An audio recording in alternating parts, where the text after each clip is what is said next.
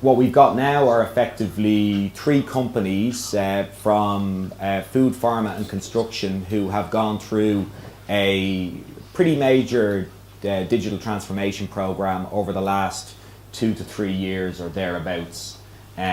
So what I'm going to do is ask a few questions which I've prepared, which the guys are aware of, so that they know what's coming.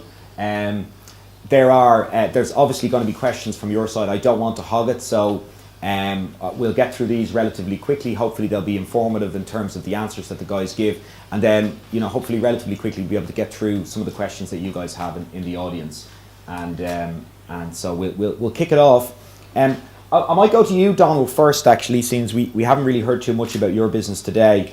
Can you maybe give an overview to the audience? Maybe talk a little bit about your role, about the Pallas business, and specifically before you put the e-commerce program in place, how did you manage e-commerce? I know you've been with the business for a while, so you've probably got some historical information there you might want to share. And there are obviously businesses in the audience that haven't gone down that program yet and might see familiarities in the processes that they have that you have now back then. My role is something new to Pallas, head of digital transformation. Appointed in recently. That I head of IT function for many years. I'm getting experts here. So my role now is digital transformation between IT and the business, and it's to take responsibility for the adoption of digital technologies within the business. Pallas Food, can you hear me? Yeah, perfect, yeah. Yeah, Pallas Foods itself is the largest food service provider on the island of Ireland. We trade across 2 jurisdictions, which is the Republic in the north, and 2 different currencies, which is Euro and Sterling. What we do is we supply to our customer base, which is made up of large and small organisations. They are coffee shops, bars, restaurants, hotels, large hotel chains, restaurant chains, kind of independent and simple shops like Spar and whatnot. We do public sector, universities, hospitals, prisons. We do private sector, which is large companies and factories, including all the well-known multinationals that are based here in Ireland. How we do this, so we deliver to our 8,000 customers on a daily basis, giving them access to 12,500 products. Our product range consists of fresh, frozen and ambient, and 75% of those products are sourced on the island of Ireland. The interaction is you can order today for delivery tomorrow, so you can order off Pallas up to 6 p.m. this evening for delivery sometime after 6 a.m. in the morning. So it's quite a high, fast turnaround pace how we operate. You asked about, what was the second part of that question, Stephen? Yeah, so how did the business operate before e-commerce? How we deal with our customers? Yeah, pre-e-commerce. Pre-e-commerce. So pre-e-commerce, we were 100% contact center based operations. So we had and still have in excess of 130 contact center agents that take a mix of kind of inbound and outbound calls on a daily basis. So we don't do cold calling, but we have predetermined times arranged with our customers that we will contact them to take their order. So the interaction is quite fast, which was a challenge from an e-commerce perspective. So a typical call could probably last somewhere minimum 30 seconds up to 2 minutes of an interaction with our customer. It could be quite a large sale could be collected in that period of time. So chef's time is quite valuable. So the interaction has to be very fast and sharp. We also deal a lot in kind of a small percentage would be fax and emails and EDI. E-commerce, I suppose first started dabbling in e-commerce probably 4 or 5 years ago. We built a small portal for dealing with some of our large multiples or contract customers that had many units. We kind of improved that over the years, but we felt probably 3 years ago that portal wasn't good enough to take us to the next level, to take on what we call our independent business, which is all those kind of bars, restaurants, coffee shops, hotels. So that's when we kind of went to the design stage and looked at how we build our e-commerce platform for the future. Our business, it's a very diverse business, so it's predominantly now broken up into retail services, which would be our legacy sort of business. We've a new stream of business, manufacturer services, which there's a sort of high growth trajectory that doesn't involve e-commerce, and we're also into sort of primary patient care as well. So it's a traditional wholesale distributor for pharmaceutical products, but we are now massively diversifying into new sort of sectors, with a view to probably floating the company in a couple of years' time. So on the legacy side of the business where I operate, predominantly in the retail sector, so we have a number of customers. We know who our customers are. We've 1,800 retail pharmacists, we've 400 dentists, 300 vets, 100 hospitals. That's how we're dealing with. Those customers can order in 4 or 5 different ways. They can order through e-commerce now, they can order through a PIM system, it's a legacy system, where they literally just on the dispensary system, they will capture the products as they dispense them, and then they just click a button and it comes straight to where our ERP system's at. There's no pricing, no lovely pictures, no nothing. It's purely just I dispense this medication, it could be a cancer medication, now I'm going to reorder it. So we don't want to compete with that. It does what it does it very, very well. It captures very high volume, high value, and that's fine. So we're never competing with that. But you can also ring in an order, you can fax in an order, a rep can take your order through an ARCOS system. So we love to give our customers as many different ways. So rather than sort of trying to rationalise the business, when it comes to ordering, we go, no, let them do anything they want. So that's where we have been. So I joined the business about 3.5 years ago. Probably I focused really with one of the retail brands at the time around digital content and a lot of social media and content websites. And then I was always with a view to moving to e-commerce side of the business. So I think Stephen, we had engaged Stephen and the team in Monsoon at that stage. We had probably gone beyond a bit of discovery and pieces that I probably would have liked to look at. But we had a very strong remit. We had a platform similar to what Brymec had. It's an in-house platform. It had excellent functionality, and the remit was replicate that and put it onto Magento. That was really, what we did. Yeah. We probably shouldn't have done that. In hindsight, it's a wonderful thing. Yeah. But and you learn a lot from that as well. And now I suppose we really our customers now that we've launched on e-commerce, we took the view with resources with everything was like replicate the platform, launch it, stabilize it, make sure it does what it did before, make sure our customers are relatively happy. And then we probably jumped to the point where our marketing teams came in and said, oh, what if we could actually start to sell planograms like hair care, skin care, sun care. You see, you run from sort of this starting point to 3 or 4 now. So we sort of took the view, and I suppose it's between myself and I think Monsoon have a huge piece of this. Is sort of let's take a very much more pragmatic approach and let's let jump to understand this. So we know now, from the back end, our customers place orders 10 times a day for 3 or 4 products. They don't go in and shop.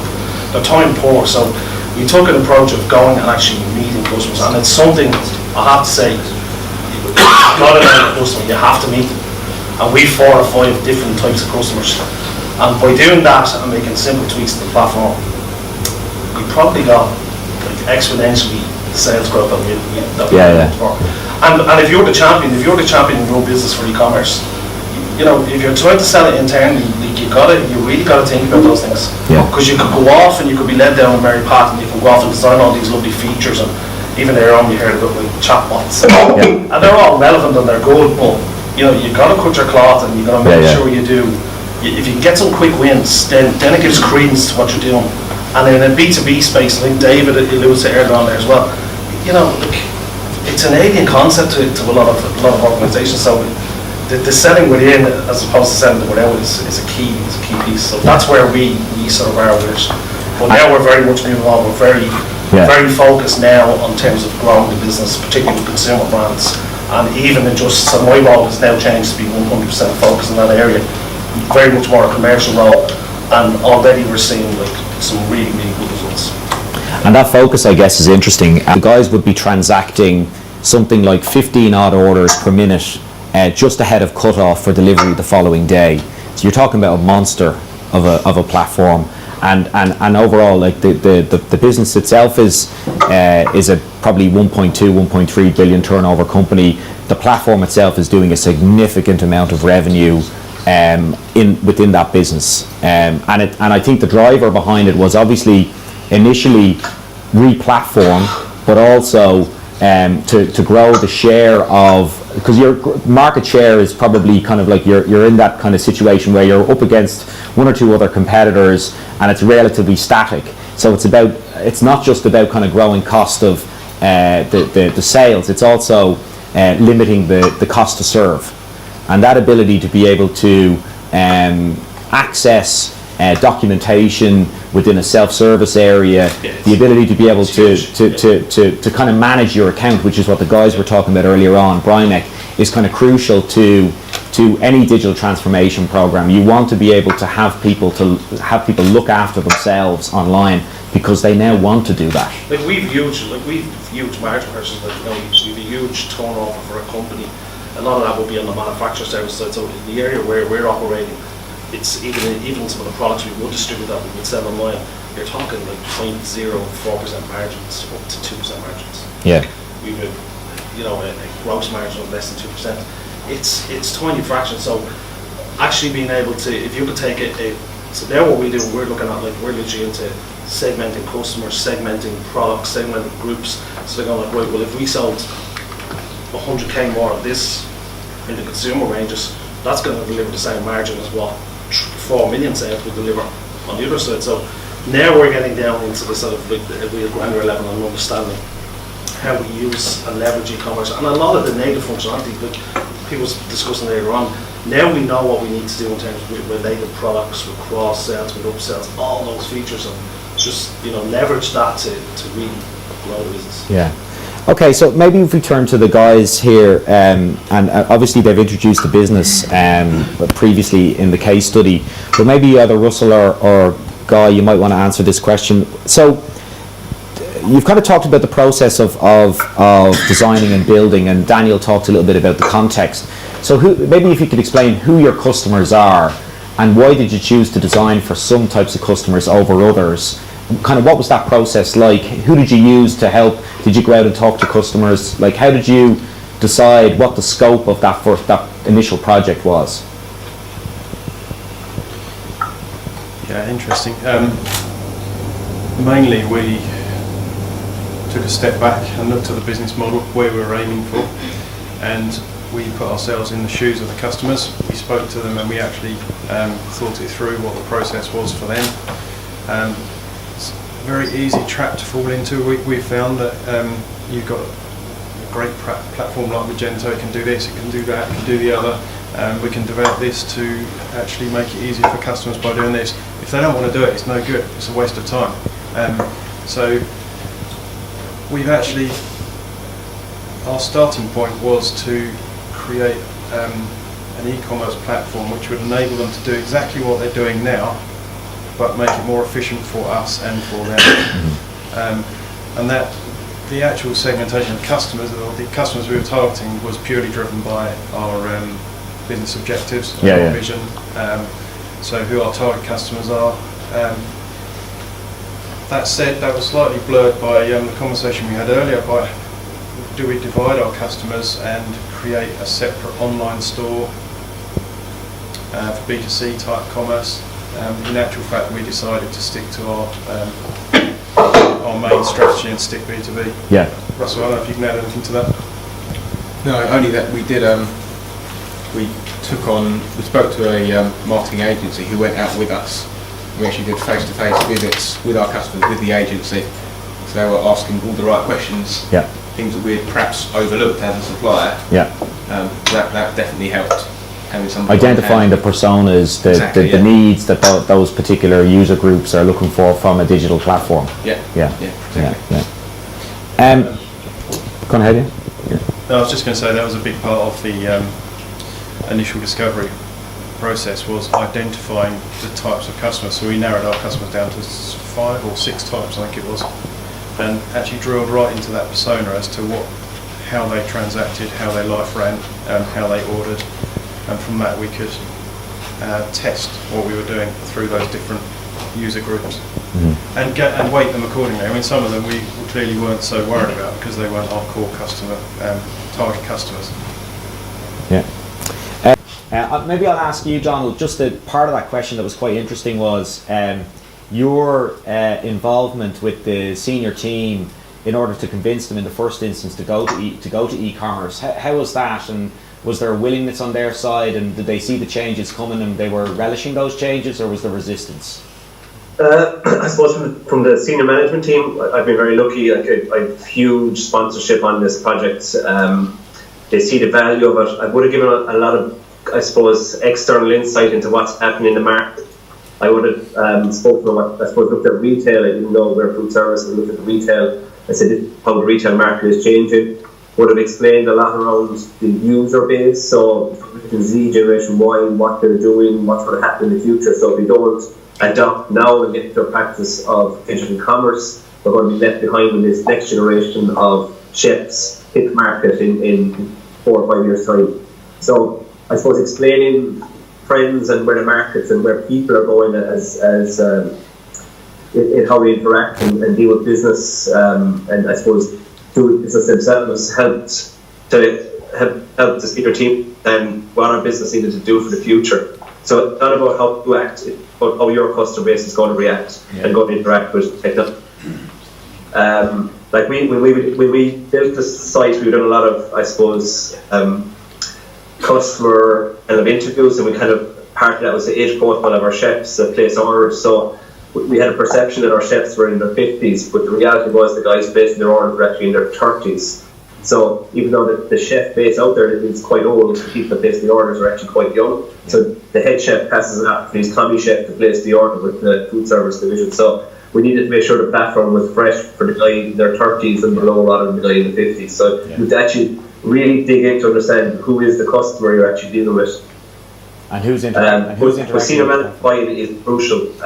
As from change management perspective, like we've got sales guys. The best sales guys are always come to the top, regardless of what happens. So we've guys that have double-digit adoption and guys with single-digit adoption. But if you look at the performance of those salespeople across other measurements, they're single-digit as well. So their growth perspective is low. I suppose their interaction with the customers is low. So people that are going to buy into anything that's happening in the business are going to buy into your platform if it's going to work. The contact center agent, like we are predominantly in the contact center at the moment, purely order capture. So they're adding zero benefit to the customer. So what we're saying is if we can pull away more customers to online, we can give the contact center agents more time to actually interact with that customer in a more positive manner and try to promote more products or services within the business. From the sales guy's perspective, the insight we give is huge. What we're also saying to them is people that are time poor want to place their orders outside of our traditional 9 to 5 hours, so they can order on our portal at any hour of the day or night for their delivery of the next or the following day. So it's putting the power back into the customer when they want to interact with us. Very good, yeah, and you see that we've seen that a lot in talking to companies as well. I guess this idea of the contact center kind of changing from the role of being order takers to order makers, and also the sales guys as well. So it becomes more of a consultative sale. It becomes more about developing a relationship. It's not about a guy, doing a tour around the country, hitting off the various different customers and opening up taking out an order sheet and just capturing the order from the customer and then sending it back in via whatever traditional method. It's actually going in and sitting down and doing menu planning and in the context of Pallas, doing menu planning, talking about how they can better manage their margin. So the metrics and how you measure sales guys, I think, is changing. And it becomes less and less about a checkbox or a tick box exercise for sales guys. Oh yeah, I made those 15 calls that day, or those 20 calls. It's about trying to generate and develop value in the relationship, which is a different mindset entirely. Any other questions? Yeah, I know you had from earlier on. Yeah, sorry. Yeah. Yeah, you get the croaky voice. To Guy and Russell, did you notice a change in the customer side of the journey? So when you guys enabled the guy on the ground, the engineers and the builders on the ground start placing the orders, did you see a big shift from who was placing the order, from the back office support staff through to the front line? And if so, did those organisations themselves have to make a big adjustment in order to enable that, to empower those guys to make commercial decisions on the ground? It's a good question. Bearing in mind we're still fairly early days. We have had resistance from some, and that's very true. Some people say that the way they work can't fit what we've done. In the main, we've actually, I can think of one instance of a big customer who initially said that, and then our reps have gone out and demonstrated exactly how it could work for them, and they've actually changed their process, and it's working really well. I guess Russell might be able to say more on that. No, like some of the features we put in place are like a requisition process, so the engineer would send the request to their manager in the office.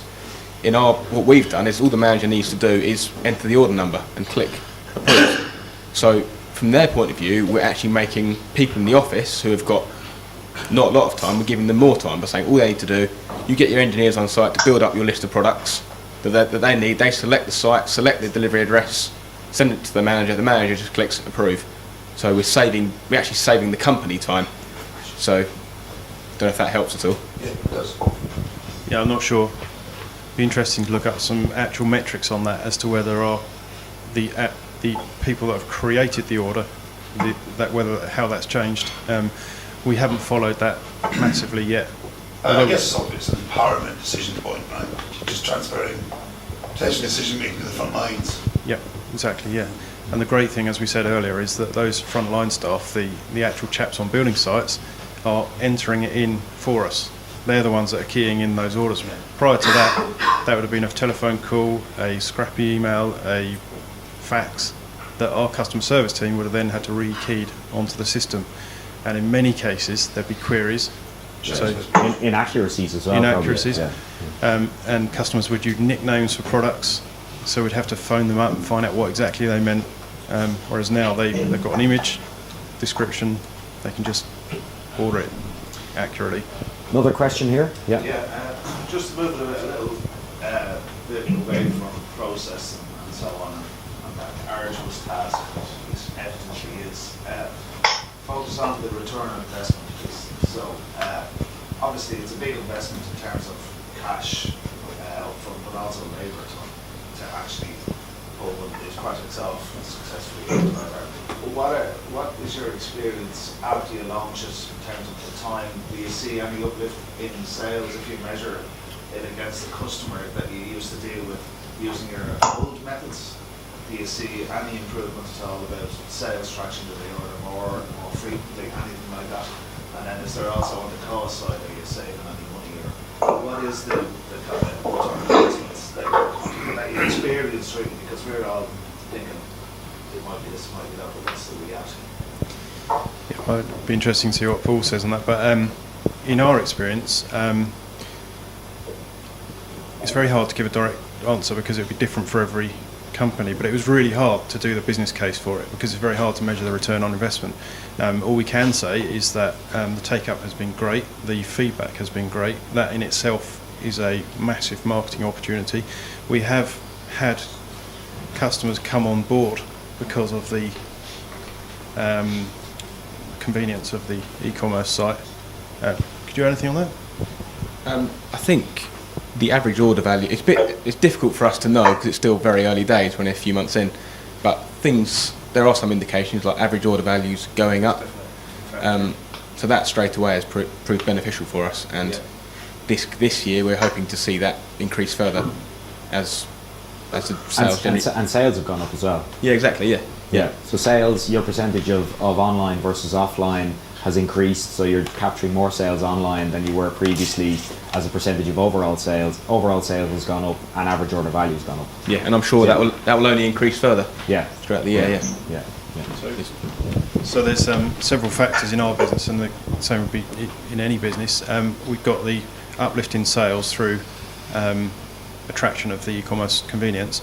You've got the uplift of current sales through the convenience.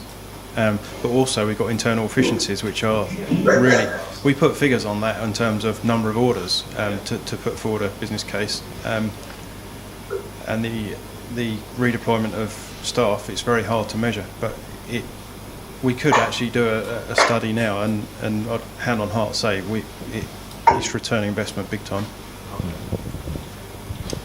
Yeah, I suppose initially our business case was really, it was You know, it was very simple. We got to migrate from a legacy platform. We've got to get something that's scalable. You know, the ROI, it was there. There was a return on investment on it. And literally we focused, like for the first 9 months of the platform, it's about 22 months up now. Yeah. For the first 9 months it was purely, we didn't think about it in terms of a portal where we could actually grow sales. It was a return, but it was purely on cost to serve. So, and it was the correct thing to do for our business because we were a very low margin business. So we purely looked at it away. Well, this platform can now it's taking 2,500 orders per day, with simple changes and tweaks and understanding our customers and sort of our first wave of peeling that onion, if you will. You know, we could see like uplifts in 30% on orders, and it was just by making simple little things to it. So we knew, like, wait, now we've got that. So if this platform went tomorrow, if it takes X amount of time to place an order, you can quickly calculate.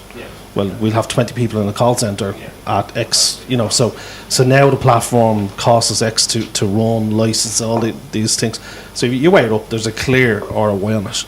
But now where it's like, to me, it's like a new business case. So it's like we're at the tip of an iceberg where we can demonstrably grow our revenues if we resource the platform correctly, put some additional development into developing features and understanding our customers next, peel that next 2 layers of the union. The next new ROI will be purely on a growth trajectory. Yeah. And I remember when we launched a couple of features fairly shortly after we launched the site, including kind of like maybe a more sophisticated My Account area on the Uniphar site, and we made available through the kind of very heavy integration into SAP access to invoices. So we made this feature available, and we were like, I wonder what the reaction will be, because obviously pharmacists on a day-to-day basis, they want to see what they've ordered, they want to see past historical invoices, they need to pull it out for accounts at the end of the month, etc. In the first month, we saw downloads of 30,000 documents from the My Account area. So you're immediately creating value in the My Account area, even if they don't order anything. Because those would be otherwise either emails or calls or faxes into the customer contact center to say, give me that invoice, I can't find it. And just actually the last change we made just prior to Christmas was, so it was on the foot of that, so that was one to the customer base, but then hospitals and other courses, we have to print them off and send them out by post and, you know, carry our pigeon and whatever other way you were going to do it. So then we were going like, this is ridiculous, like, so then it was very clear, like, and it just, you could see, you know, and our COO was quite a dynamic guy, and he's, all of a sudden you could just see, you wouldn't even know, he'd go, behind the scenes then he's just going like, right, from the 1st of January there is no more invoices going out to customers. We electronically, to groups, and it's more financial accounting and stuff, we will, every night there's an email, we'll generate, it just runs a batch job and sends them their invoices and things like that. But now all of our customers self-serve. Yeah. That's it. And that's the type of thing now that will pick up momentum. You were nearly getting to the point where you're going to put all the customers on hold. Force them onto online and charge them on a high tariff number. But when you know something's working, then is like, actually we made a change in our SAP environment, and it actually caused an issue where the invoices and statements wouldn't download on our e-commerce platform, and we were racking our brains for about 3 days trying to figure out. And, you know, internally our SAP people go, it's not us, it's Magento, you can go talk to Monsoon, and, you know, we're going like, oh jeez. So eventually we got to the bottom of that, and it was on the SAP side. But the absolute carnage that caused, like, for the customer service teams, like, you're just like, you know, 300 or 400 phone calls a day, just going, I can't get invoiced, I can't. So you know you're doing something right when and sometimes that's not. I view that as a good thing, because it made the whole business sort of conscious of just the value of it, because it becomes like a very, that just does it. You know, well there's what happens when it doesn't do it for 2 days. You know, so, and that's the. Any other questions from the audience? Yeah, sure. Just out of curiosity, who led the digital transformation programs within your organizations? Because where I am now, it seems that we're coming at it from different angles, and it don't seem to meet in the middle. So we have IT with their priorities, we have customer services with theirs, we have sales with theirs. I come from marketing, and I think my priorities should be everyone's priorities. And we're struggling a little bit, and now they've gone off on a tangent doing their own thing, I'm doing my own thing, and I'm hoping eventually we'll meet in the middle. But out of curiosity, where do you start with? I might ask Donald that. Donald, did you pick that question up? He actually looks like he may have frozen there. It's not a good look, Donald, there. Did you catch that question? Did you catch that question?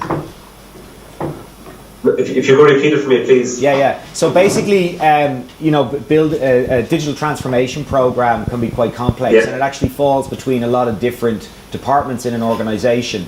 So just wondering how the Pallas kind of pull that off. Yeah, the lady asked a question. There's customer service, there's marketing, there's IT, there's the sales guys out on the road, there's purchasing.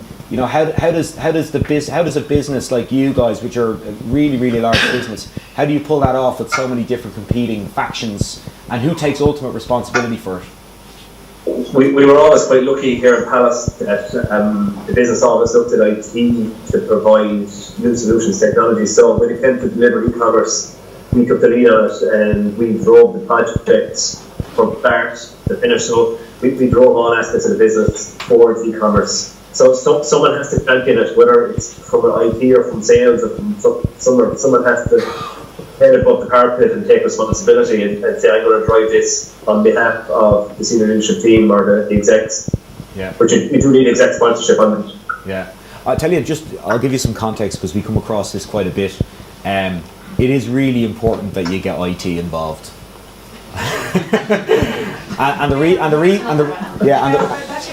Yeah. Sorry to say that. No, look, it is very important, because what happens is customer service will want stuff, and marketing will want stuff, and the sales teams will want stuff, and it's only possible if it's possible.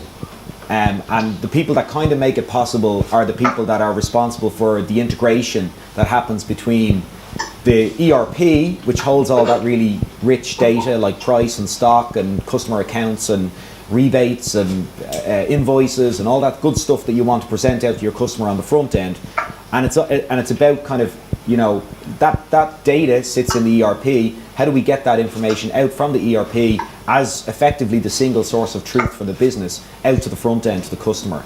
And that's not as easy as it looks.